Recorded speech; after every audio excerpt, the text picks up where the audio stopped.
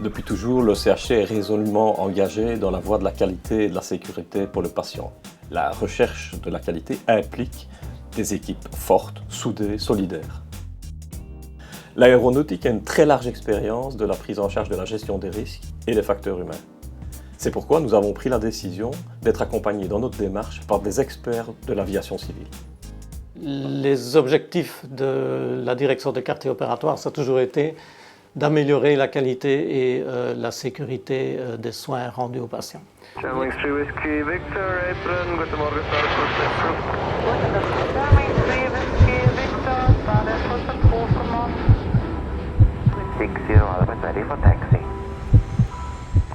Nous sommes aujourd'hui chez CAE, la société canadienne qui fait de la simulation pour les aviateurs, pour les pilotes de plusieurs compagnies aériennes. Et on est à la concrétisation de la première phase de notre collaboration avec la société Reportin pour la mise en route de la nouvelle checklist.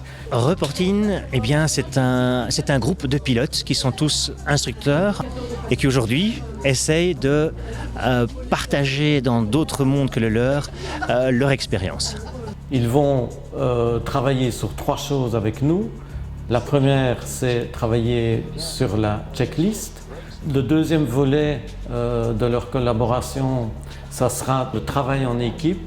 Ce que nous partageons justement, ce sont les similitudes entre nos métiers pour que, par exemple, les infirmiers, les médecins du CHC puissent se rendre compte par eux-mêmes des similitudes, puissent ensuite aller expérimenter et valider cela dans le simulateur et puis ensuite le mettre en application chez eux au service de leurs patients. Checklist, vous me la demandez, je l'annonce, on la lit correctement, mot pour mot. Cette démarche actuelle de formation s'inscrit dans une démarche plus globale de certification. Donc nous sommes engagés dans un processus de certification avec une société qui s'appelle Accréditation Canada International pour certifier les quartiers opératoires de la clinique Saint-Joseph dans un premier temps, mais par après des autres entités de l'institution et puis finalement de l'institution globalement. C'est une première en Belgique et je pense que c'est une première européenne. Les études ont montré que l'utilisation de la checklist et du travail en équipe au sein des quartiers opératoires permettront la diminution de 50% des complications. Donc concrètement, ça veut dire quoi? Sur le site de Saint-Joseph-Liège, Montagnier et Waremme, qui représente 15 000 interventions par an, nous aurons 750 diminutions de complications qui se traduira par 2 millions d'euros en moins par an à payer pour la sécurité sociale. Vous vous rendez compte qu'il y a beaucoup de choses auxquelles vous devez faire attention. Ça vous donne aussi une bonne idée de la checklist. Pour tout vous avouer, moi je suis venu ici avec des pieds de plomb parce que je pensais vraiment que c'était une journée où elle allait perdre son temps et un peu jouer et qu'en fait le programme était très long. En fait, je change complètement d'avis après la journée parce que j'ai trouvé que c'était fait de façon sensationnelle, que en fait c'était en même temps amusant et instructif, que le but bien entendu de la journée c'était de nous persuader que la checklist pouvait diminuer les risques quand on manageait l'opération d'un patient. Je pense que ces choses faites, effectivement, on se rend bien compte que c'est des choses qu'on faisait déjà intuitivement mais de manière non systématique. En systématisant les choses, on est bien persuadé qu'effectivement il y a beaucoup de chances de diminuer les risques autour d'une intervention.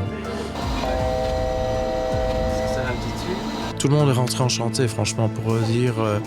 Et je pense que c'est stimulant, oui, qu'effectivement, on va avoir envie de le faire alors qu'on n'avait pas du tout envie de le faire avant.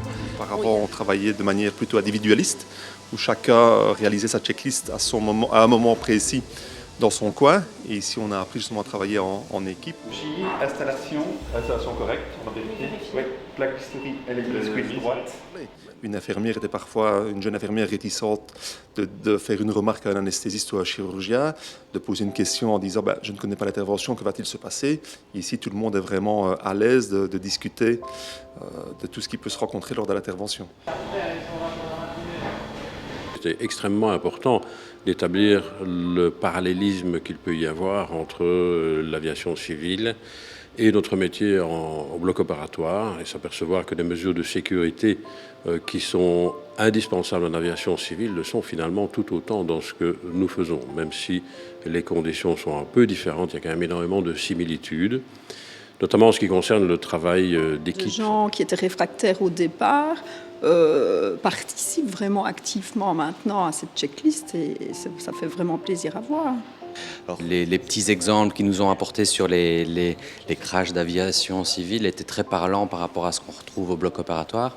Ici, la checklist revue par les pilotes, on va dire, comme ça, amène, si vous voulez, une espèce de rigueur quasi militaire que les pilotes ont et apporte des items supplémentaires et fait en sorte qu'on évite d'oublier un maximum de détails. Dans notre profession, évidemment, c'est ces détails qui font la différence. Donc on a tout de suite vu qu'il y avait une amélioration dans notre communication. Donc ces espaces qu'on retrouve dans le briefing et également dans les risques opératoires, risques de saignement, risques d'intubation difficile, risques anesthésiques, on les échange directement avec le chirurgien. Je n'étais pas trop enthousiaste. Je n'étais pas enthousiaste non plus pour la checklist que je ne remplissais jamais l'année dernière. Mais j'ai vraiment été conquis par la journée qui était organisée et le parallèle avec la sécurité dans l'aviation, surtout l'esprit d'équipe qui est développé par ça, la suppression des barrières entre les chirurgiens, le personnel infirmier et l'anesthésiste fait que j'ai vraiment été conquis à la fin par cette checklist que je remplis maintenant de façon tout à fait assidue. Regarde bien droit devant toi. Nous avons un retour extrêmement enthousiaste de tous les participants, même les plus récalcitrants à l'utilisation de la checklist sont repartis en étant convaincus de son utilité. Et puis, on va travailler sur ce qu'on appelle le CRM, le Crew Resource Management, donc sur tout le travail d'équipe, comment travailler en équipe le plus efficacement possible. Et la troisième étape, ça sera donc les simulations sur mannequin en salle d'opération.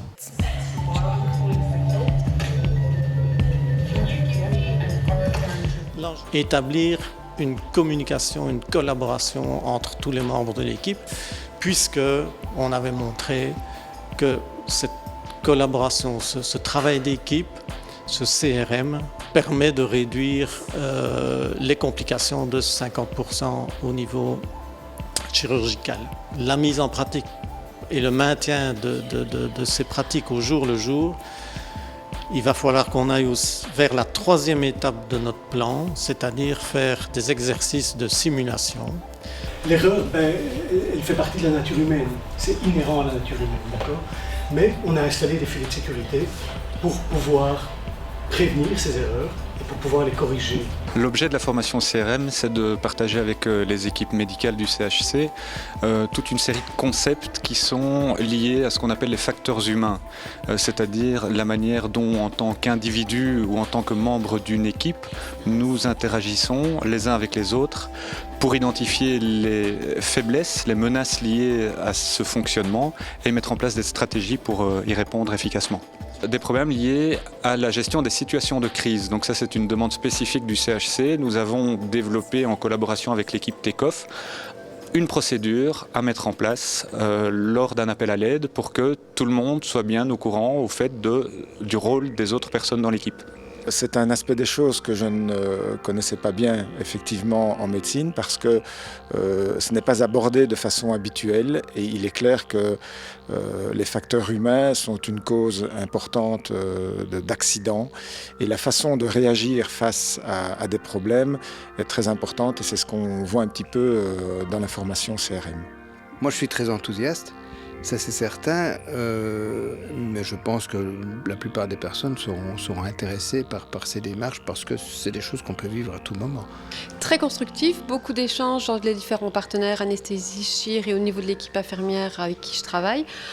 très instructif dans la manière d'aborder les choses, dans les corrélations qu'on trouve entre le monde de l'aviation et le monde médical, et tout ce côté théorique et pratique qu'on a pu voir, ou des exemples de films très touchants aussi. On ne pensait pas au début, quand on a fait le projet Take-Off, d'être si loin ou que ça pouvait nous apporter autant dans notre pratique, et que l'analogie avec les pilotes, quand on nous a dit « Ah oui, c'est les pilotes qui vont venir vous former », on ne comprenait pas du tout ce qu'ils pouvaient nous apporter, et on voit que leur expérience et que les problèmes qu'ils ont eus dans l'aviation il y a des années, des dizaines d'années, on peut aussi rencontrer ce genre de problème chez nous. Ça nous permet d'avancer et d'être mieux, d'être plus en phase les uns avec les autres et de faire du bon travail, je pense, tous ensemble. Oui, aujourd'hui, ce qu'on nous a rappelé, c'est l'importance aussi des procédures, des briefings, et le simple fait de parler et la manière dont on communique peut être aussi mis sous forme de procédure et de briefing pour aider à faire passer le bon message.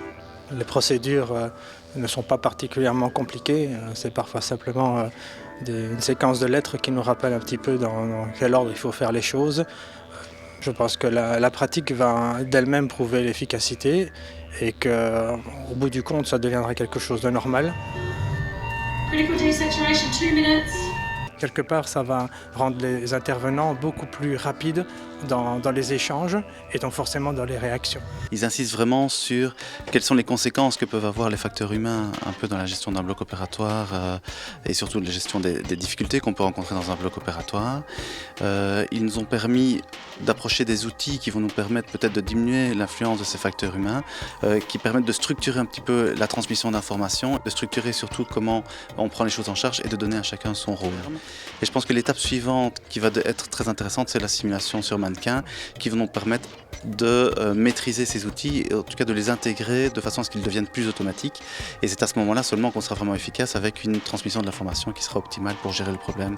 C'est la nouveauté, effectivement, c'est d'aller au simulateur plus seul, mais avec une équipe entière, ce qui permet de mieux appréhender les difficultés de communication qu'on n'aurait pas pu évidemment évaluer si on est seul, c'est l'évidence.